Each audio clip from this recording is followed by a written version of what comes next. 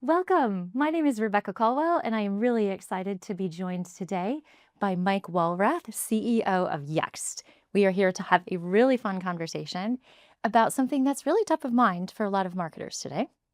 And that is what happens when Google, the behemoth that we have relied upon for 20 years for our marketing strategy, is entirely disrupted by AI.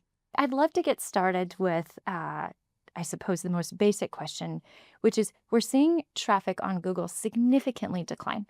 What's going on? Have we fallen out of love with Google? I think it depends on how you measure it, right? So we're clearly seeing that certain types of traffic are declining. The impressions on local pack in particular, which is super relevant to our customers. It's unclear to me that we're seeing major declines in the overall traffic on Google, right? So we're seeing little bits of traditional search market share being eroded away, but I don't think we have measurement yet to understand how much of the expanded search market share of that AI search is creating is actually being eroded. So one of the, I think, really interesting things that we're going to have to ask as an industry is how do we measure search in a world where instead of asking a question and getting links as an answer, we're going to be in a conversational relationship with our search experience. And I think, in some ways what may happen here is that the overall amount of searches that are happening on Google and everywhere else may actually go up really meaningfully, but the percentage of the overall questions being asked and answered for Google in particular may go down. I don't know how you math that, Hmm. right? And ultimately measuring it is going to be different than the way that we've measured traditional search. Do you think this is a temporary shift? No, No. no, I think this is a much more permanent shift. Now, I think there's questions about how much do the different participants win. So what we could have is a permanent shift to a different search question asking paradigm, and theoretically Google could still own 90+% of it all, right? I think that's in the multiverse of possibilities here, that's one possibility. I wouldn't say it's the most likely possibility because I think consumers are going to choose to experience this new paradigm in different ways, and we're already seeing this with the uptake around things like ChatGPT and Perplexity and Grok and others, and there will be a lot invested there. So if you ask me to handicap it, I think the probability that 2 years, 3 years from now, we're sitting here and Google is a 90% owner of share across a new search paradigm is very low, but it's not zero. I'm curious. So you chat with a lot of CMOs and marketing leaders. What are they most concerned about with this shift? I mean, I think it varies depending on the sophistication. I think our customers in general tend to be a little more focused on the opportunity. I think folks who have invested less in the visibility of their brand across all these existing digital channels are probably feeling a little more uneasy about what's happening. But I think everyone's trying to answer the same few questions, right? They're trying to understand, is this an advantage for me or a disadvantage for me? How am I going to execute compared to my competitors? And can I take this tectonic plate shift and this huge disruption and turn it into something that's advantageous for my business? How do I need to reallocate my investments? How do I need to think about how I operate differently? And all those questions. Those are the conversations that we're having with CMOs. So what are you seeing that the savviest ones are doing? Are there some early indicators of success you're seeing? Yeah, I mean, I think it's too early probably to grade execution, Hmm. because we're really, it's funny, as you well know, we were talking about this a year ago, and I think a lot of people were sort of skeptical that we were going to see a fundamental shift. But, we have Google AI mode, and we have, it's happening right now. Google has a whole different set of problems around how are they going to monetize versus, they've got maybe one of the biggest innovators dilemmas we've ever seen. It'll be interesting to see how they react to that. I have a lot of faith that, their reaction will be sort of long-term and rational, but that's a different topic. What are the smartest marketers doing? I think what the smartest marketers are doing today that I talk to is they're framing this more as an opportunity than a risk.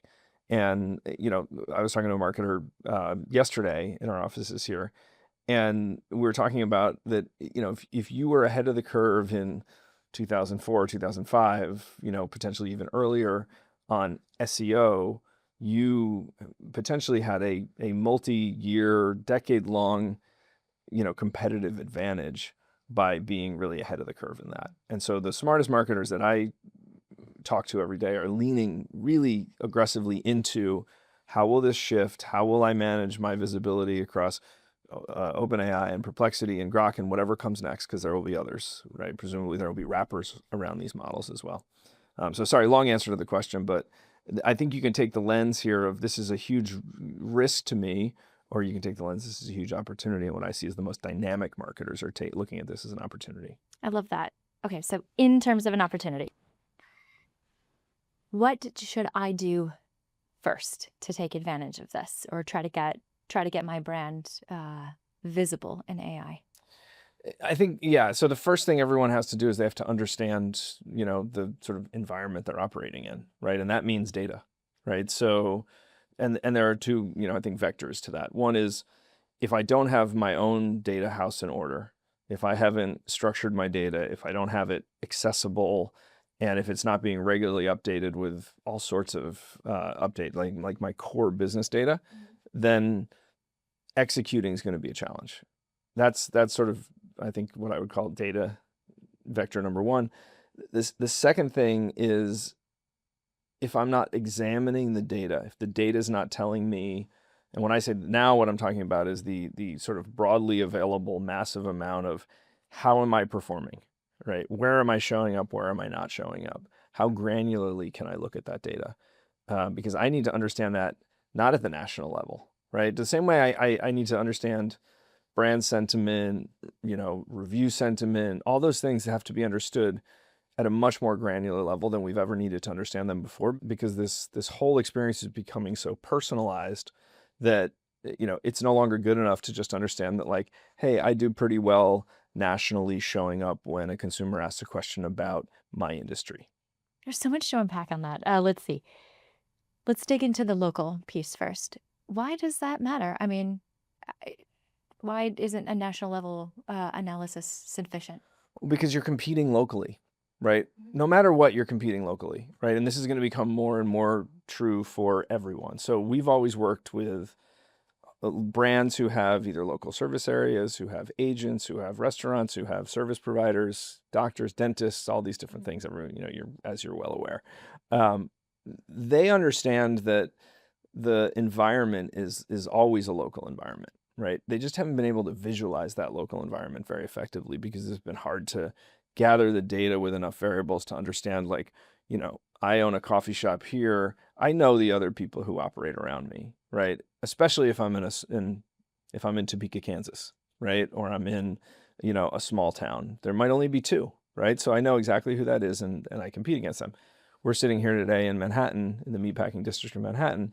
It's a different competitive landscape. It's a very, very different competitive landscape. If I ask ChatGPT, where's the best coffee near me that's shade grown and sustainably harvested, and where and they have all the different, now there's 30 or 40 different kinds of milk, right? Like, that's a different question than just like, I want caffeine now, right? There's probably a cart on the street outside my office. The local competitive environment is going to be different, and we have to understand it at the rooftop level. That makes a lot of sense. You're also talking about data. I want to go back to this data question. It Brands today with Google have a lot of control about how Google talks about their brand, right? I can write the ad copy, I Yeah. can write the metadata, all of that. We don't have that with AI, right? We don't have control over necessarily what that says. So can you talk a little bit more about how data structure helps with how your brand is perceived and communicated across AI? Yeah, sure. So it's interesting you say that, right? Google very specifically doesn't apply. I mean, they have their way of opining, right? But they have it's a very different landscape. So if I'm willing to pay, I have total control because I'm paying for the real estate, which is a $200 billion a year business for Google. Fine. Like, if I'm not paying and I'm trying to win that visibility organically, then I get to define what the data that's being distributed to Google is, and Google decides where to position me, right?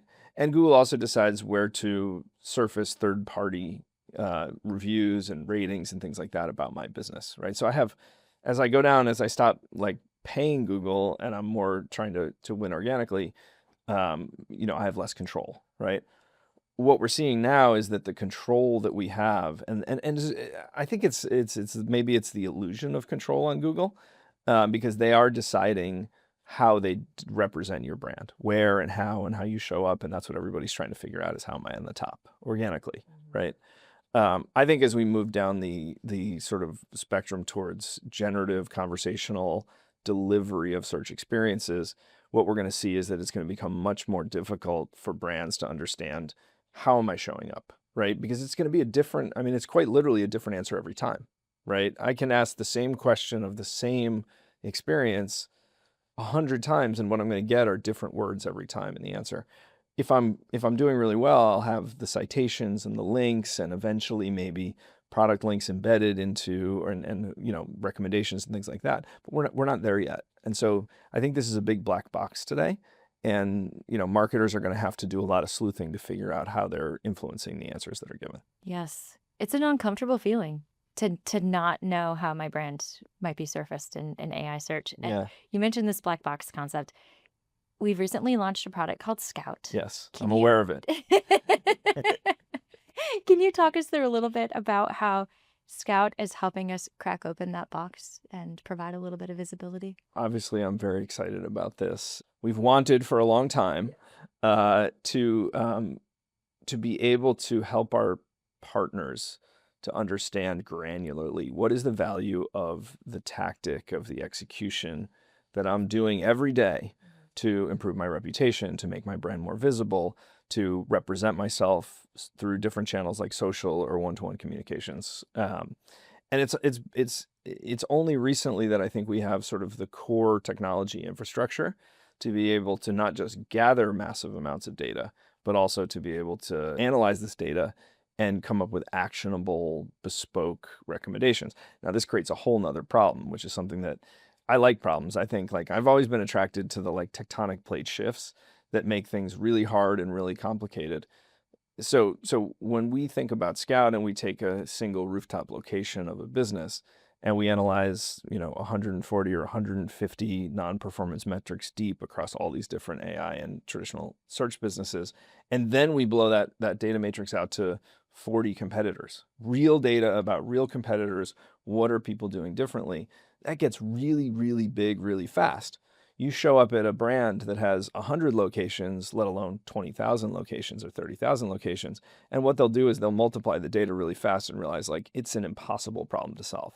I now understand maybe at that rooftop level individually what I need to do, but how do I possibly operationalize it? And this is why I'm so giddy about where this is headed, is that that's our opportunity. And we're, in a great position to help our brand partners to take these massive piles of data, sift them into usable things, and then deliver the execution to the right endpoint, whether that's a corporate marketing team, a franchisee, a store manager, a practice manager, a financial advisor, a service area business, or even in the future, a retailer of my product, which I don't even control, but I want to make sure that they're reflecting my product correctly. Sure. So if I understand this, So small vision. Small vision, right? Yeah. Absolutely. Okay, so we are giving brands visibility into when and how they are surfacing on AI and what's being said about them at the hyperlocal level. You mentioned recommendations. Yeah.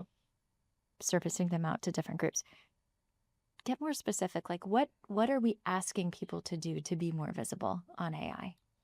Yeah, so this I'm going to give you first of all, this is your talent, right? I just talked for 2 minutes, and then you distilled it perfectly into the right soundbite. So so I appreciate that. Kudos. I think that it's a somewhat unsatisfying answer, but the answer is we don't know, right? What we know is what we can see today. But every time, and by the way, this is as you know, this is a daily occurrence, that something changes in the way that these generative search experiences are delivering the experience. That means that there's going to be opportunity to gather more data. There's going to be opportunity to understand the competitive environment better. And with the generative search models, one of the things we can do is we can just ask it, where did you get this information? How did you come up with this? Why are you saying this? And they'll show you the citations and they'll tell you. And so, I think what we have today is this incredible data set and the ability to drill in and say, okay, for this location at this lat long, this is what needs to happen. We need to improve the review ratings. We need to build better pages. We need more content on those pages because that's what is happening in the competitive environment, right? That will be totally different 6 months from now or a year from now. And so we need to focus on two things. We need to focus on making sure that we're widening the funnel of data that we're capturing and increasing the power of the insights and recommendations engine around it.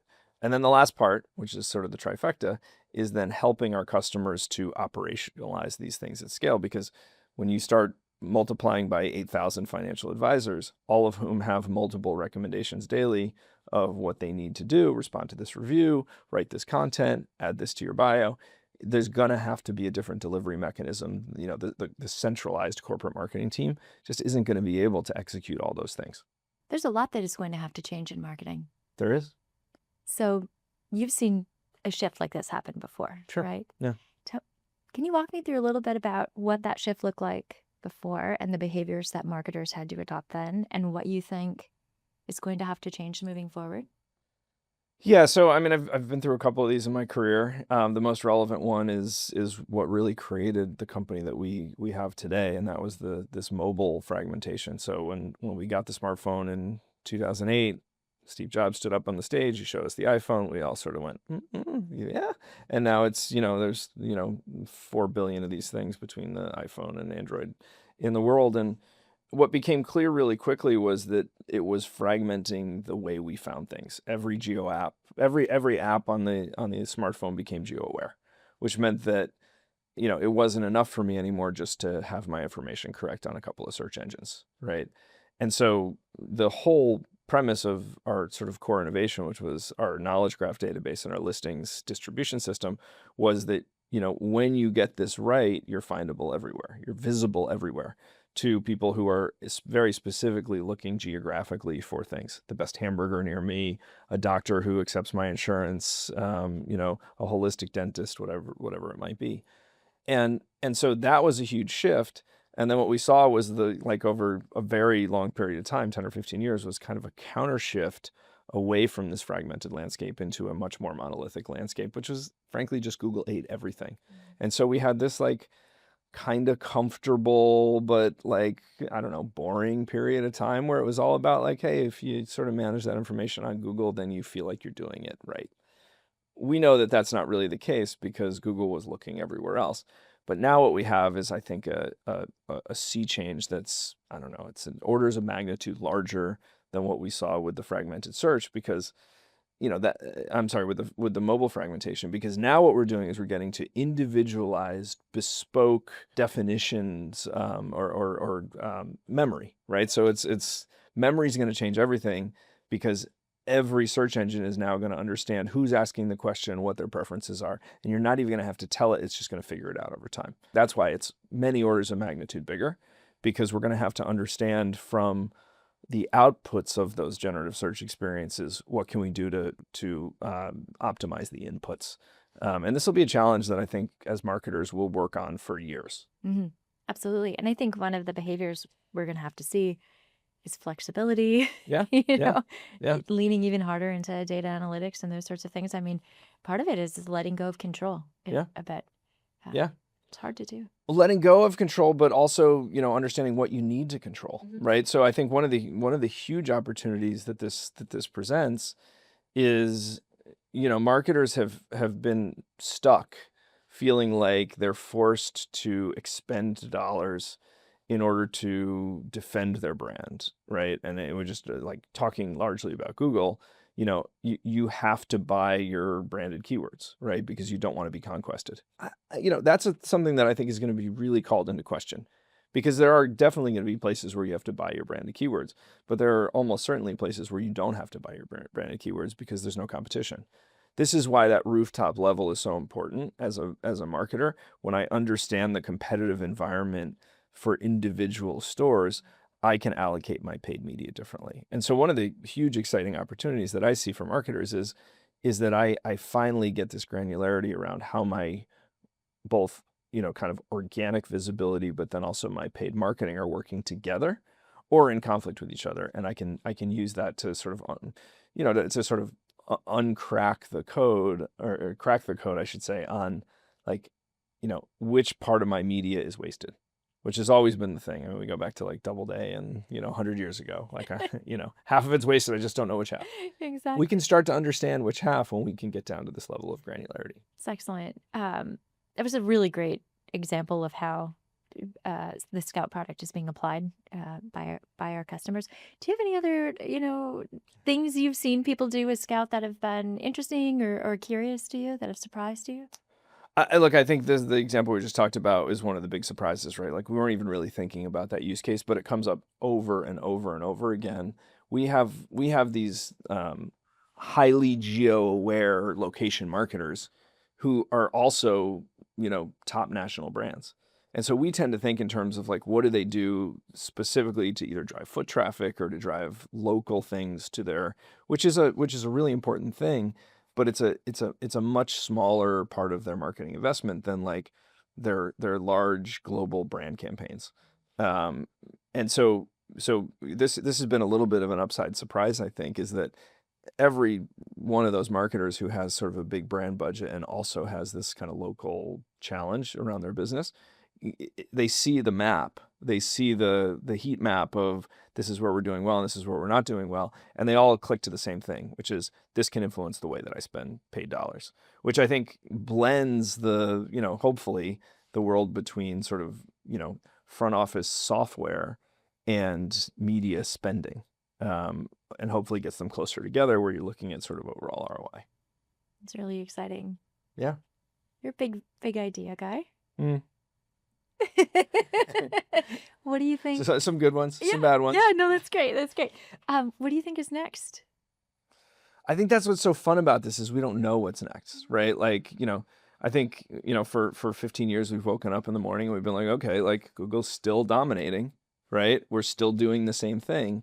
And now we wake up every morning and, you sort of pour your cup of coffee and you open up, whatever your preferred channel is for news. And you're like, okay, wow. Like, this was launched overnight. This use case was launched. I personally think these are the most fun environments, because, you and I don't know what we're going to need to, what market or problem we're going to need to solve tomorrow, what we're going to be working on. And that is, we have to create the right culture and the right energy around the idea that like, that's actually great. Right. And that, it may mean that some of the things we're building today are less important in the future. And it may mean that some of the things that we're building today are going to be the most important thing in the future. I think these are really exciting environments. And I think these are optimal opportunities for us to deepen our partnerships with our customers and really understand like, where's their pain and how do we help them get ahead of the curve in solving the pain. Final question. No, we're there already, huh? Cut through the hype. And just if I'm a CMO and I need to just do like 3 things today to stay ahead of what's happening, what do I need to do? What's extraneous I don't need to worry about, and where do I need to focus really? That's a big question. This is going to sound self-serving, but I think every CMO has to ask themselves, who are my partners? Are they going to grow with me? Are they going to invest in the future? Do they have the ability to see what's coming and be ahead of it? Right. And, this is the conversation that we want to have with our customers is this is what we see is coming. Do you see it the same way? Is this your problem? One of the things that, I've now seen dozens and dozens of times is we show the customer the expanded detailed data view from Scout. It shows them their locations, their competitors, how they benchmark against competitors across all those different performance metrics. And almost universally, they say the same thing. They say, this is what I've always wanted. I have no idea how I'm going to operationalize it. So we talked a little bit about this. But, I think what I would, if they were asking me for advice, the advice I would give to marketers is get comfortable with the fact that you're going to know what you want to do before you know how you can operationalize it, because the scale of what we're talking about is enormous. And so we need to lean into the fact that seeing and visualizing the things that are causing you, that are the opportunities for you to do better, is going to be a little bit or a lot uncomfortable when you don't have the answer to how am I going to get every one of those agents or every one of those store managers or every one of those franchisees doing what they're supposed to be doing. I may have a very small team.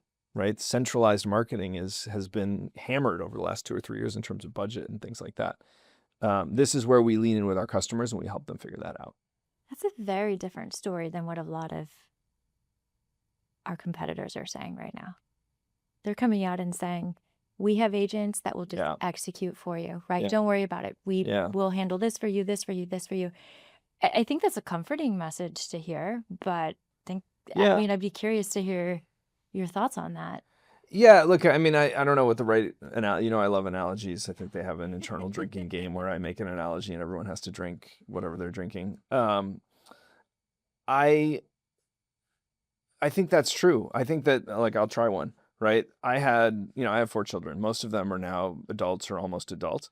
But like there was a period of time where it was sort of like, well, look, we have all these people who are capable of, I mean, they could drive a car, right? They could press the accelerator, they could steer the wheel, they could press on the brake, right? Like they're capable. Like I had, if you have 4 kids in your house and they're between ages 5 and 12, they're physically capable of doing all those things, right?